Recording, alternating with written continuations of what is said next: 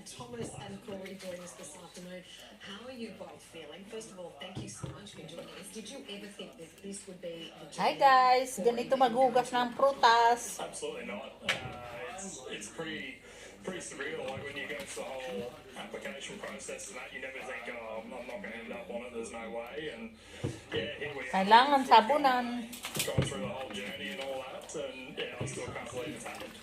Thomas, for you, what was the highlight, do you think? You know, you're looking for love. Was it a big thing to sign up for a competition like this? Yeah, it's definitely the biggest risk that I've taken in life, and yeah, I guess you've got to take that risk to find love. And what was your family's reaction when you said to them, look guys, I'm going to look for love, not at the pub or whatever, I'm going to go on the reality show. Yeah, I guess a bit surprised and shocked, I guess, but yeah, they're supporting you now, and yeah, I guess mum wants friendship. And 24, that's pretty young to go out there because you want to find the one, right? Oh, I'm good. Yeah, and so for you, going over to be able to find someone that you want to meet for those terms is pretty incredible.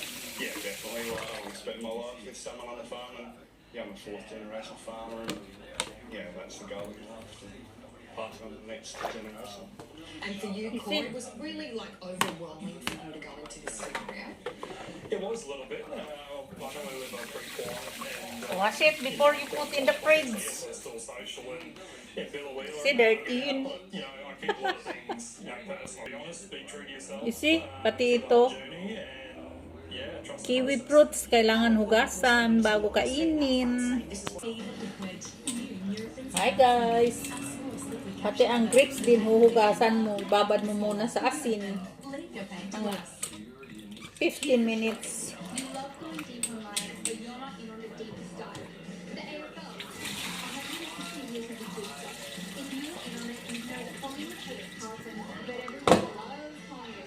You know about Lots of Honour, the Harris Cook, and how he invited the Irish. If you were in on it, you should expect to be a Lommel mate, and then the new mate is always. The Six Crows and the Ryan Oak and heaps more. It's the AFL, Aussie rules footy, the national game with a national backstory, and it's time to get in on it. If you have a sore back, you've probably thought about your mattress. But what about your bed base? Bed base is commonly sad, even in amazing good beds. Kailangan ibababad sa asin Indestructible para matanggal ang structural steel. ang pesticide. Forgot the secret ingredient.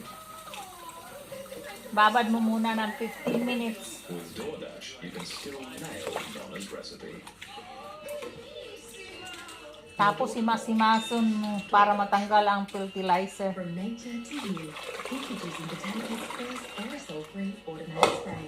With fragrances infused with responsibly sourced natural ingredients. To keep your home Hindi yung basta kakainin na lang Ritso kasi dirty yan eh.